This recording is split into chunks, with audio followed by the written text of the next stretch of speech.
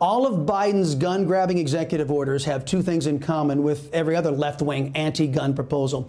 They target the law-abiding, not the criminals, and they won't prevent mass shootings. Either one, Biden is totally coherent and he was just lying to us for months and months and months, or he's not running the show. It's Kamala, it's the far left, and he's just sitting there in the Oval letting the far left radicals lead the way through Congress. So it's one or the other. The loony left is bound and determined to steal our birthright.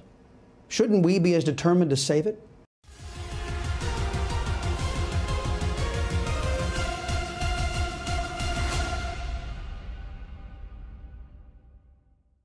We've been sounding the alarm here about the out-of-control federal government under the control of a political movement that is devoid of character, humanity, and love of the United States of America. Today, the latest attack was launched on Americans' rights guaranteed to us under the greatest document used as a foundation for government in human history, the U.S. Constitution. The attack was launched by the Socialist Democrats through their mouthpiece, the current occupier of the Oval Office, Biden the boob. He has our attention. Let's review what has transpired so far in this administration. Mr. Biden has unleashed three crises through his border policies: a humanitarian crisis, a national security crisis, and a public health crisis.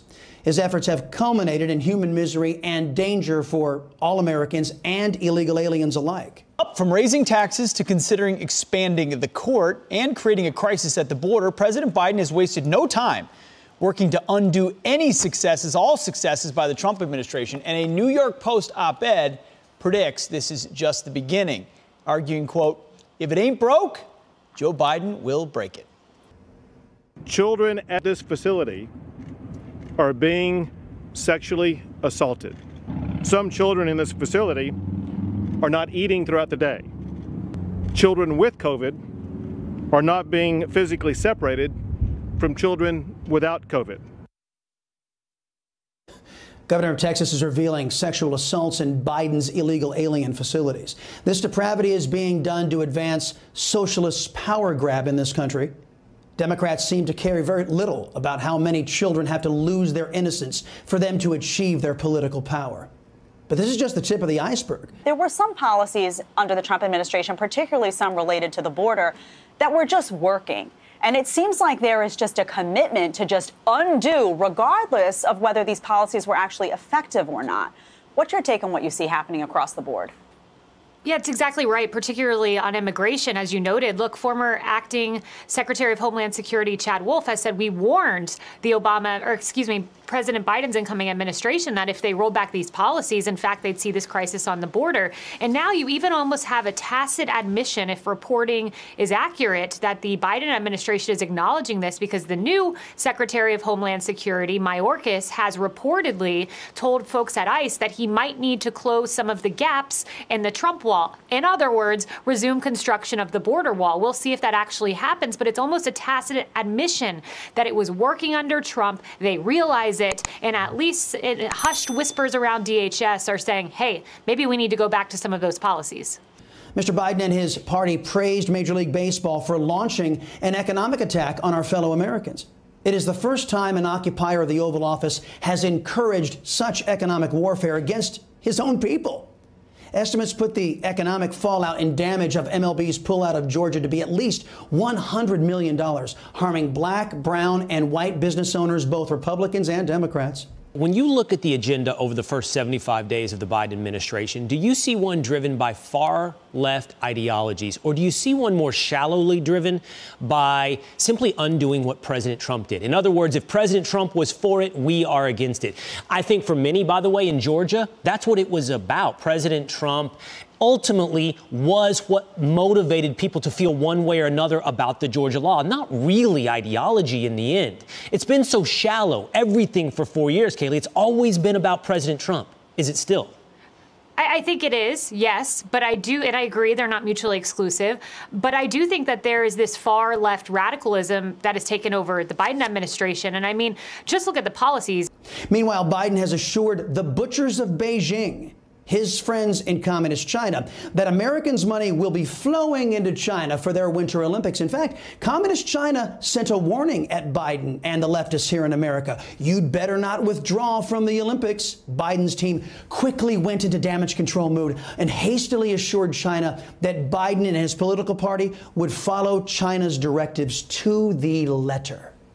Thus, Biden has set America on a course to reward racist slavers in the communist regime of China, while simultaneously expressing joy that his fellow Americans will be harmed in Georgia. Packing the court, assault weapons ban. The immigration plan that he put forward was a marked change from the Obama-era administration plan, which worked with the Gang of Eight, which worked with Republicans, which even though it was still not the ideal plan, at least it had some border security measures in there. Biden hasn't done that. And I said when the reporting came out that he was talking to Obama, I said, I think he's putting far more calls into AOC. And it came out days later. In fact, the chief of staff had talked to AOC. An article came out today saying AOC and her 95 other progressive members are finding a way not to buck the establishment in their party, but to work through it as if the establishment and Biden is this marionette puppet whose strings are being pulled by AOC, Ilhan Omar, and others. And that's frightening. And today, Biden launched his latest attack against the American people's protections under the U.S. Constitution. He's coming for our right of self-defense with firearms. Today, we're taking steps to confront not just the gun crisis, but what is actually a public health crisis. Nothing I'm about to recommend in any way impinges on the Second Amendment.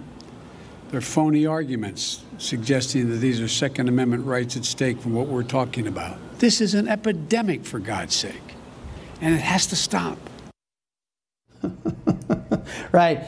Things that aren't crises are crises in his mind, and things that are crises, like the border, aren't crises. Got it? Kayleigh, you had a first row behind the scenes look at the Trump administration. You were right there. Whether you were inside or outside the administration, there was no doubt who was running the show. Donald Trump was running the show and setting the prerogatives.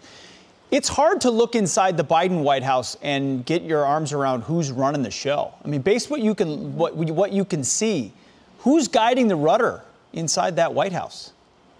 It is a fascinating question because, Pete, we were told by Biden, I'm a moderate uniter. And remember, the press, the Washington Post, New York Times, and others went to great pains to say, this guy is the great moderate. He's not a leftist. He's middle of the road. Well, he comes in, and everything coming out of the administration is anything but moderate. So you're left to believe either, one, Biden is totally coherent and he was just lying to us for months and months and months, or he's not running the show. It's Kamala, it's the far left, and he's just sitting there in the Oval letting the far left radicals lead the way through Congress. So it's one or the other, and I wish we had more of an answer, but this is the least transparent administration, certainly in the last few decades. We never get press conferences, and when we do, the one we got was muddled and incoherent. Unfortunately, there's a theme of being absent. You know, Joe Biden was largely absent on the campaign trail, and now you're seeing Vice President Kamala Harris be absent at the border. I mean, it's really just unthinkable stuff going on with respect to that issue.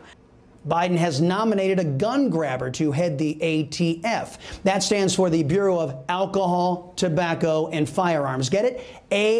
ATF. Today, I'm proud to nominate David Chipman to serve as the director of the AFT.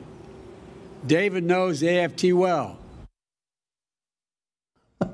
Complete buffoon. All of Biden's gun-grabbing executive orders have two things in common with every other left-wing anti-gun proposal.